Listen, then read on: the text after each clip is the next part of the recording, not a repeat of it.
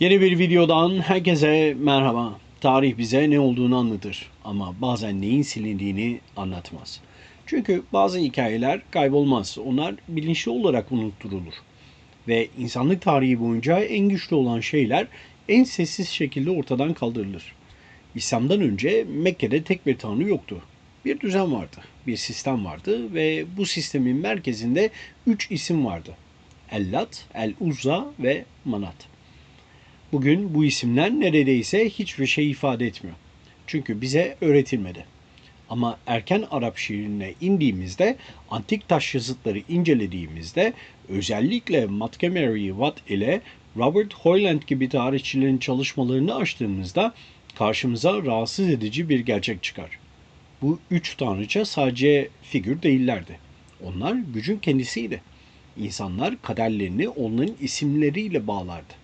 Yeminler onların adına edilirdi. Savaşlar onların gölgesinde başlardı ve en önemlisi onlar unutulmamıştı. Onlar unutturuldu.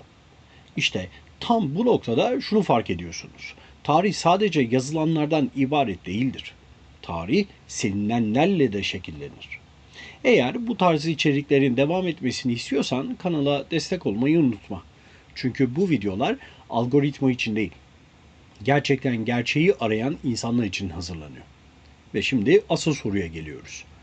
Bir medeniyetin merkezinde yer alan bir şey nasıl bu kadar kusursuz bir şekilde silinebilir? Ve bugün onların isimlerini bile bilmiyoruz. Peki neden? Burası bir şehir değildi, bir boşluktu. Bugün Mekke dediğimiz yer zihnimizde otomatik olarak bir şehir olarak canlanıyor. Ama erken dönem Arabistan'a baktığımızda bu görüntü tamamen çöker. Çünkü burada şehir kuracak hiçbir temel yok. Ne su var, ne tarım yapılabilecek toprak, ne de bir yerleşimi sürdürecek doğal kaynak. Normal şartlarda burada hiçbir şey olmaması gerekir. Ama tarih bize bunun tam tersini gösteriyor. İnsanlar buraya geliyor, toplanıyor ve bu hareket süreklilik gösteriyor. Bu noktada durup şunu düşünmek zorundasınız. İnsanlar neden yaşaması zor bir yere gelir?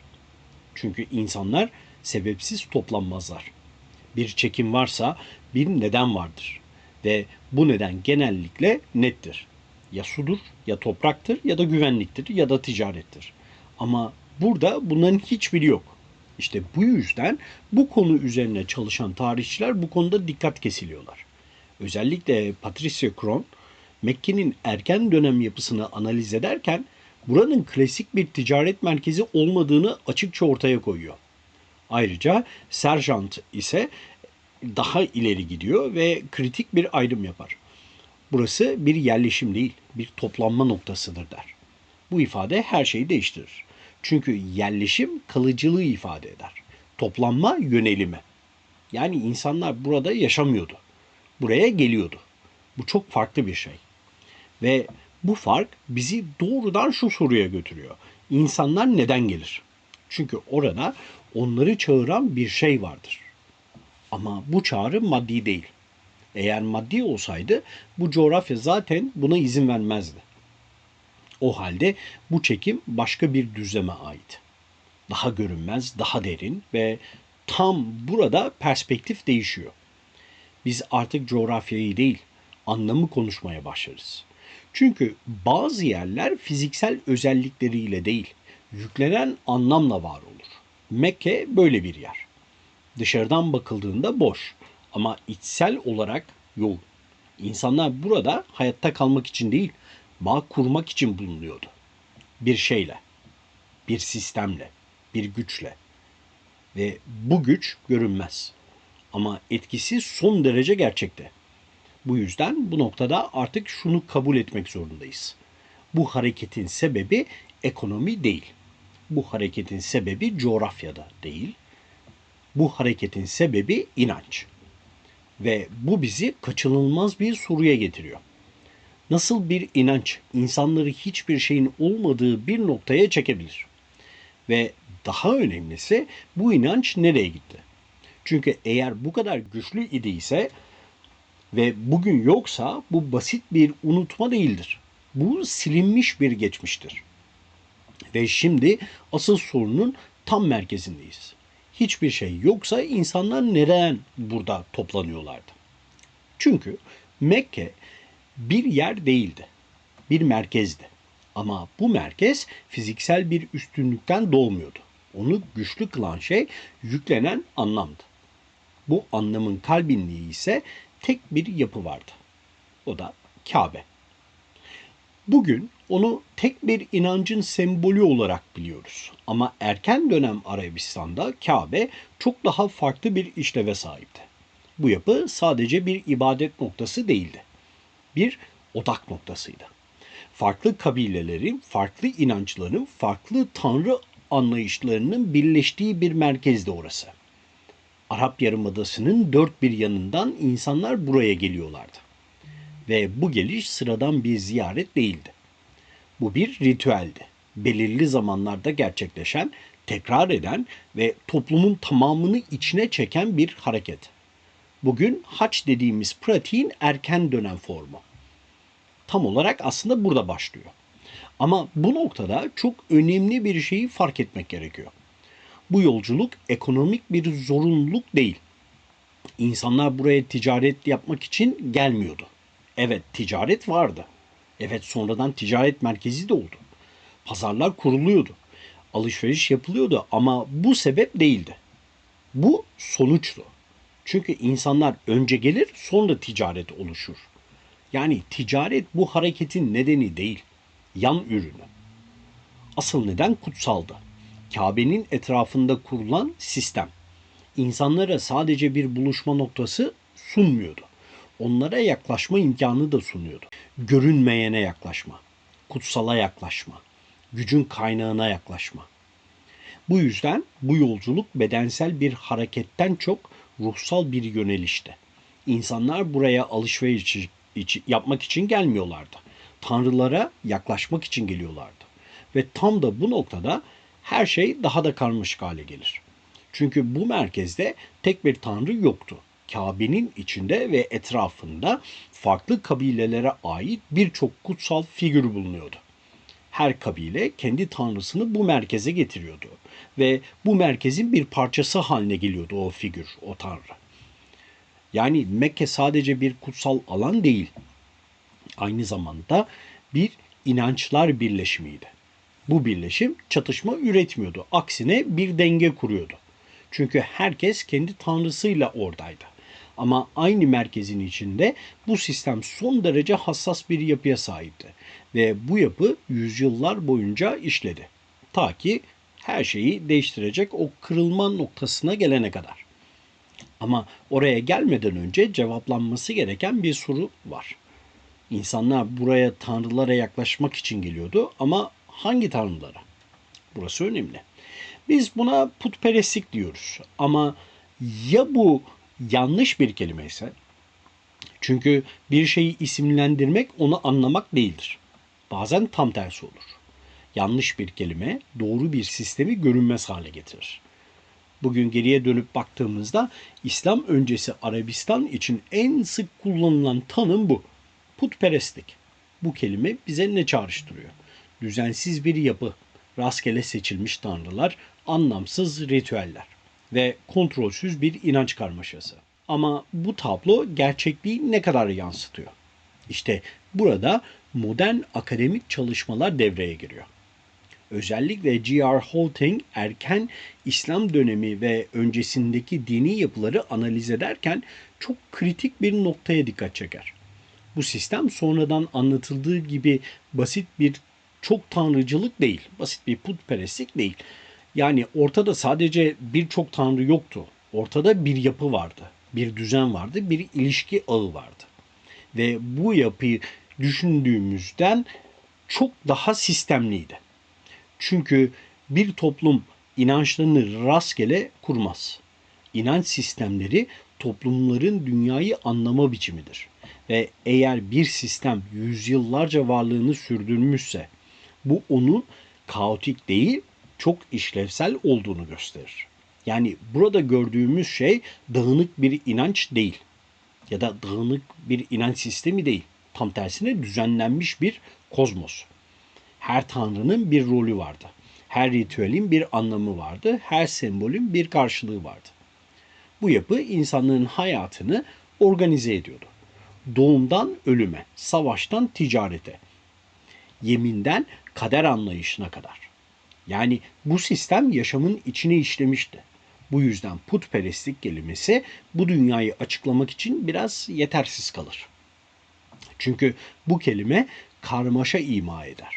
Ama burada gördüğümüz şey karmaşa değil. Hiyerarşi ve hiyerarşi demek merkez demektir. Çünkü her düzenli sistem bir merkez etrafında kurulur. Bu merkez bazen bir fikir olur, bazen bir sembol olur, bazen de bir varlık. Ve eğer bu sistem gerçekten düzenli ise o zaman şu soruyu sormak zorundayız. Bu sistemin merkezinde ne vardı? Bir tanrı vardı ama yalnız değildi. Bu noktada çoğu anlatı bizi yanıltır. Çünkü genelde iki uç arasında düşünmeye alışkınız. Ya tek tanrı vardır ya da birçok tanrı. Ama burada gördüğümüz sistem bu kadar da basit değil. Bu yapı bir hiyerarşiydi. En üstte ulaşılması zor, soyut, aşkın bir güç. Her şeyi kapsayan ama doğrudan temas edilmeyen. Bu yüksek tanrı insanların günlük hayatına doğrudan müdahale eden bir figür değildi. O uzaktı ve tam da bu yüzden insan ile o en yüce güç arasında bir ara katman oluştu. Bu katman bağlantıydı. Aracılıktı, yaklaşma imkanıydı. İnsanlar doğrudan en yüce olana ulaşamıyorlardı ama ona yaklaşabiliyorlardı. Nasıl? Onunla ilişkili olan varlıklar üzerinden. Bu varlıklar ne tamamen bağımsızdı ne de tamamen eşitti. Onlar daha erişilebilir olanlardı. Daha yakın olanlardı. Daha temas edilebilir olanlardı. Bu yüzden insanlar onlara yöneliyorlardı.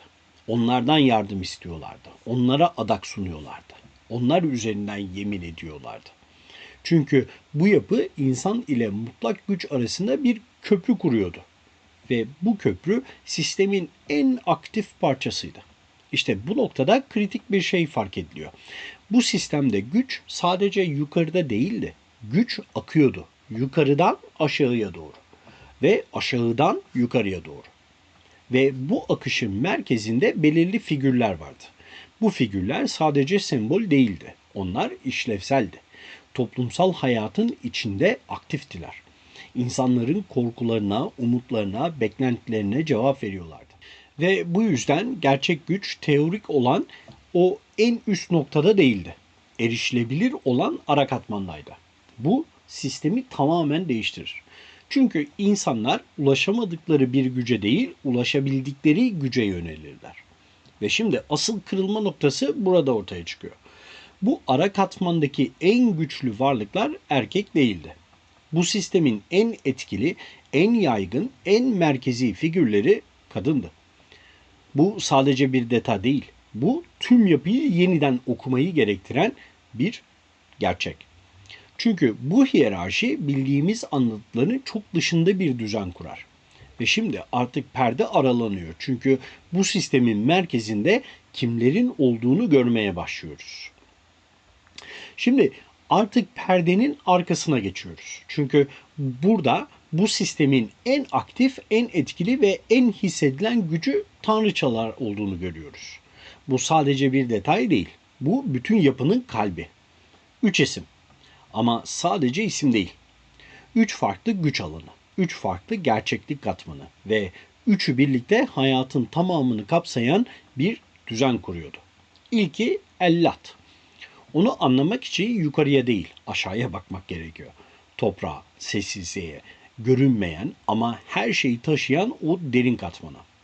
Ellat yüzeyde değil, o altında olandır. İnsanlar onun adını haykırmazdı. Onu çağırmazdı çünkü o zaten her yerdeydi. Toprağın içinde, mekanın içinde, varlığın temelinde. Bu yüzden Ellat bir müdahale gücü değil, bir varoluş gücüdür. O hareket etmez ama her hareket onun üzerinde gerçekleşir. Bu yüzden insanlar ona bakmaz, ona dayanır. Ve bu his çok eskidir, anaçtır, kapsayıcıdır. Ama aynı zamanda kaçınılmazdır. Çünkü onun dışında bir zemin yoktur. İkinci güç ise El-Uzza. Burada her şey değişiyor. Çünkü artık sessizlik yoktur. Burada hareket vardır, gerilim vardır ve karar anı vardır. El-Uzza ortaya çıkışın gücüdür. Savaş başladığında, tehlike yaklaştığında insanlar ona bakardı. Çünkü o anlık müdahalenin gücüdür, hızıdır, kesindir ve doğrudan etki eder. Bu yüzden onunla kurulan ilişki daha yoğundur, daha gergindir, daha korkutucudur. Ama aynı zamanda daha çekicidir. Çünkü El-Uzza gücü temsil eder. Yıldızlarla ilişkilendirilen gökyüzüyle bağ kuran yukarıdan aşağıya inen bir enerji. İnsanlar onun karşısında sadece dua etmezlerdi. Onunla pazarlık da ederlerdi. Çünkü onun alanı riskin alanıdır. Ve riskin olduğu yerde insan en çıplak haliyle ortaya çıkar. Üçüncü ve en sessiz güç Menat. Ama bu sessizlik zayıflık değil. Bu kesinliktir. Çünkü Menat sonu temsil eder. Kaderi temsil eder. Payı, dağılımı, kim neyi yaşayacak, kim neyi kaybedecek, kim neyi elde edecek. Tüm bu soruların cevabı onun alanındadır. Ve bu yüzden ona karşı gelinmez. Ellat bir zemin sunar. El-Uzza müdahale eder. Ama Menat kararı verir. Ve bu karar geri alınmaz. Bu yüzden onunla kurulan ilişki korkudan daha derindir. Çünkü korku değişebilir. Ama kader değişmez. İnsanlar Menat'ın önünde yüksek sesle konuşmazdı. Çünkü orada zaten her şey söylenmiştir. Ve şimdi bu üç gücü birlikte düşünün. Zemin, hareket, sonuç, varoluş, müdahale, kader. Bu rastgele bir yapı değil. Bu tam bir sistem. Hayatın her aşamasını kapsayan kapalı bir döngü. Bu yüzden şunu açıkça söylemek gerekiyor. Bunlar küçük tanrılar değildi. Bunlar hayatın kendisini yöneten güçlerdi. İnsanlar sadece onlara inanmazdı. Onlarla yaşarlardı. Onların içinde doğar, onların içinde karar verir ve onların içinde ölürdü. Ve şimdi asıl soru gerçek ağırlığıyla karşımıza çıkıyor. Bu kadar güçlü olan bir şey nasıl unutulur, nasıl unutturulur? Bu hikaye sadece Mekke'ye ait değil. Çünkü burada gördüğümüz yapı tek bir kültüre özgü bir anomali değil. Bu çok daha eski bir düzenin devamı. İsimler değişir, diller değişir, coğrafyalar değişir ama bazı yapılar değişmez. Ve bu noktada tarih genişlemeye başlar. Artık Arabistan'dan çıkıyoruz. Daha eski metinlere gidiyoruz. Daha köklü geleneklere ve orada tanıdık bir şey görüyoruz. Mark Smith yakın doğu dinlerini analiz ederken özellikle Kenani ve Levant bölgesindeki inanç sistemlerinde çok benzer bir yapı ortaya koyar. Yüksek bir tanrı ve onun etrafında konumlanan işlevsel, güçlü, aktif varlıklar. Ama burada kritik olan detay şu. Bu varlıkların önemli bir kısmı kadın. Mesela Aşera. Sadece bir tanrıça değil, bir bağlantı noktası. Yüksek Tanrı ile dünya arasındaki bir bağ. Bereketin, doğurganlığın ve sürekliliğin temsilcisi. Ama aynı zamanda ilahi düzenin içinde yer alan aktif bir güç. Sonra İştar. Burada ton değişiyor. Çünkü İştar hem yaşamı hem yıkımı taşıyan bir figür. Aşkın da tanrıçasıdır, savaşın da. Tıpkı El-Uzza gibi. Bir an gelir yaratır, bir an gelir yok eder ve bu çift yönlü doğasıdır. Onun gücünü tanımlar ve Anat daha sert, daha doğrudan savaşın içindedir. Kanın içindedir, zaferin en keskin anındadır. Ama bu sadece yıkım değildir. Bu düzenin korunmasıdır. Çünkü bazı sistemlerde yıkım düzenin bir parçasıdır. Şimdi bu figürleri bir araya getirdiğimizde çok net bir şey ortaya çıkar. Bu yapı tekrar eder. Farklı isimlerle, farklı coğrafyalarda ama aynı mantıkla. Bir zemin gücü, bir müdahale gücü, bir kader gücü. Bu sadece benzerlik değil. Bu sürekliliktir. Ve bu süreklilik bize şunu söylüyor. Mekke'de gördüğümüz şey izole bir inanç sistemi değil. Daha eski bir dünyanın yansıması. Bir yankı ama her yankı orijinal bir sesi taşır.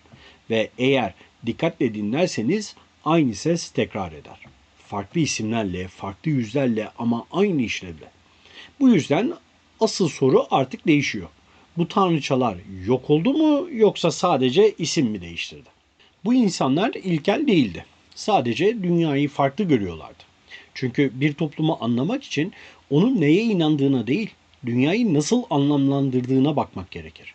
Ve erken Arap toplumuna baktığımızda karşımıza kaba bir inanç sistemi değil, son derece ince bir bilinç ortaya çıkıyor. Bu bilinç en açık şekilde şiirde görünür. Şiir eski Araplar için, antik Araplar için sadece estetik bir ifade değildi.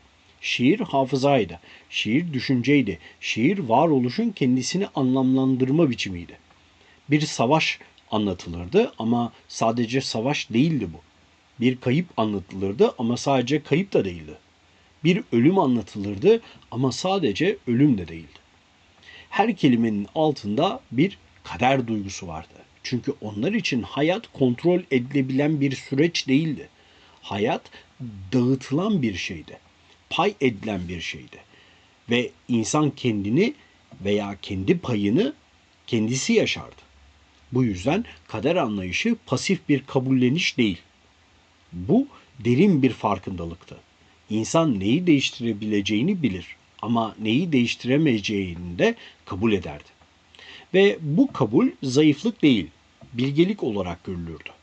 Ölüm bu çerçevenin dışında değil. Ölüm ani bir kopuş olarak görülmezdi.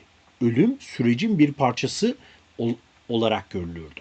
Kaçınılmaz, kesin ve zaten yazılmış. Bu yüzden ölüm karşısında panik değil, yoğun bir ciddiyet vardır.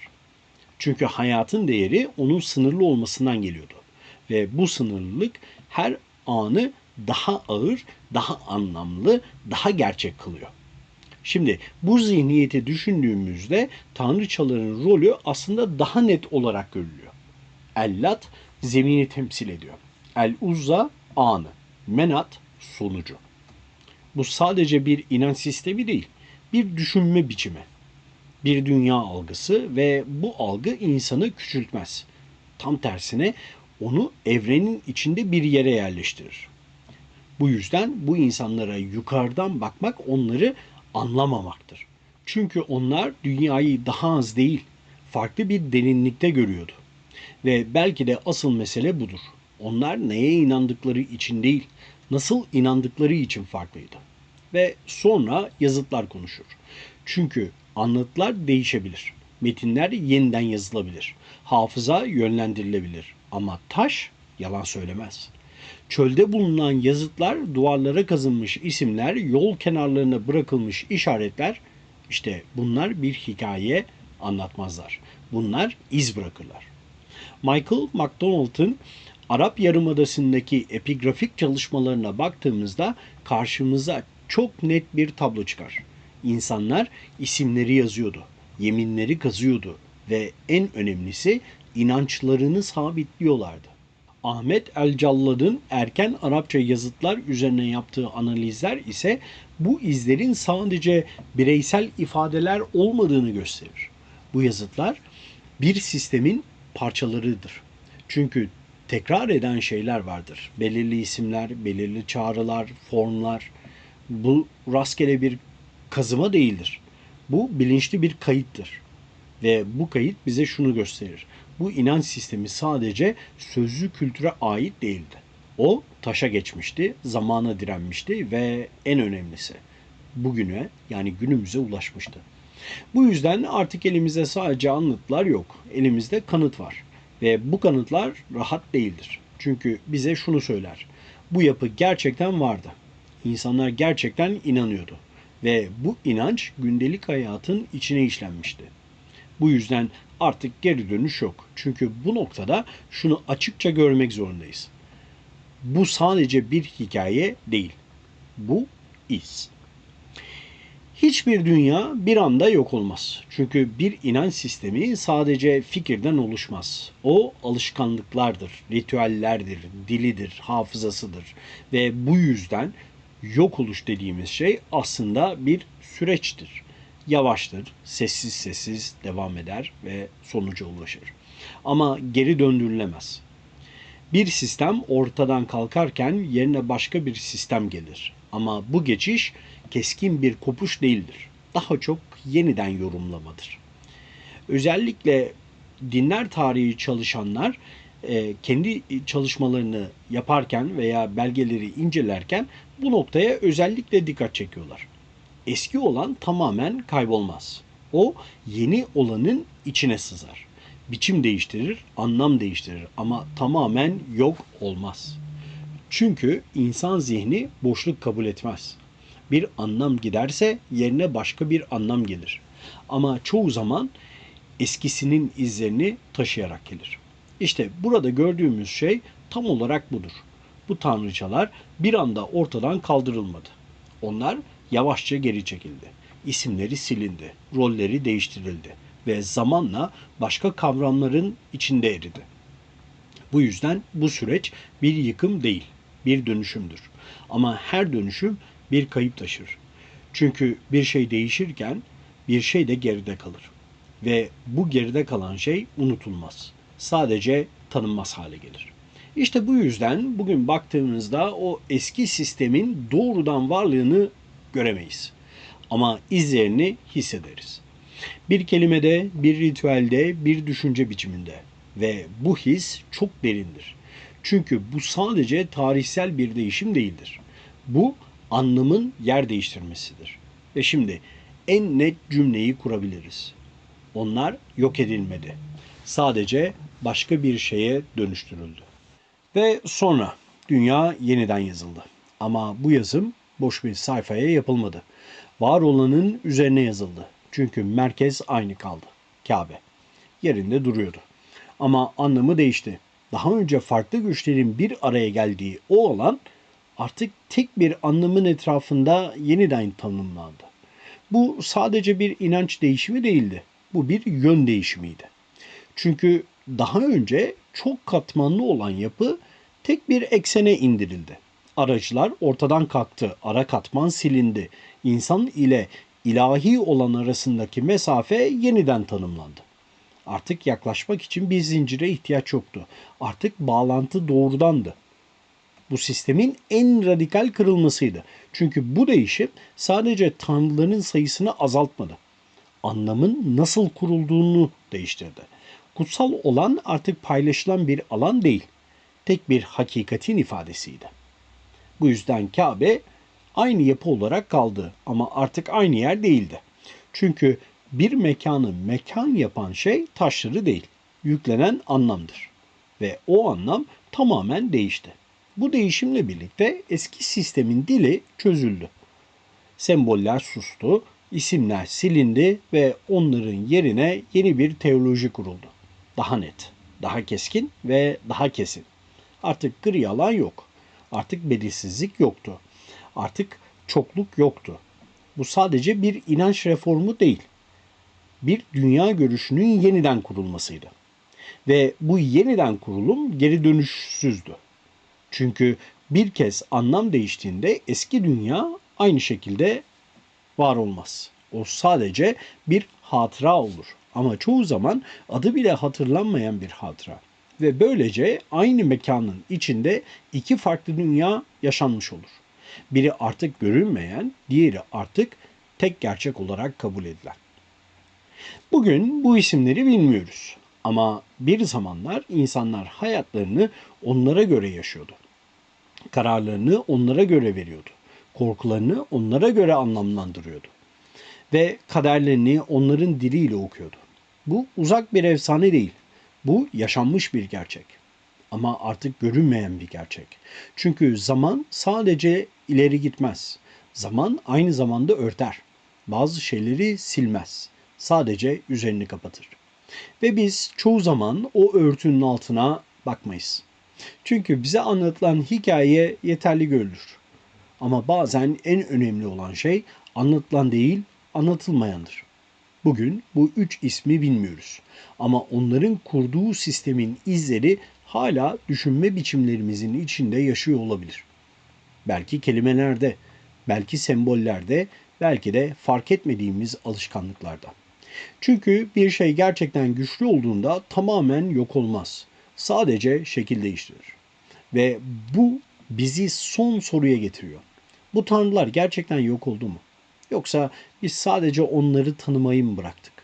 Çünkü bazen tarihte hiçbir şey kaybolmaz. Sadece anlatılmamaya başlanır. Bir videomuzun daha sonuna gelmiş bulunuyoruz. Bir sonraki videoda tekrar görüşmek üzere efendim. Hoşça kalın.